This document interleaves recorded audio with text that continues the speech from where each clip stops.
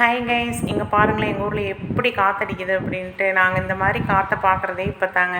கேரளாவில் வந்து எப்போச்சும் ஒரு தடவை தான் இப்படி காற்றடிக்கும். மழை இது வர்ற மாதிரி இருந்துச்சு அப்படின்னா காற்றும் மழையும் வந்தால் தாங்க இப்படி காற்றடிக்கும். ஆனால் இங்கே 24 மணி நேரம் இப்படியே தான் காற்றடிக்குது.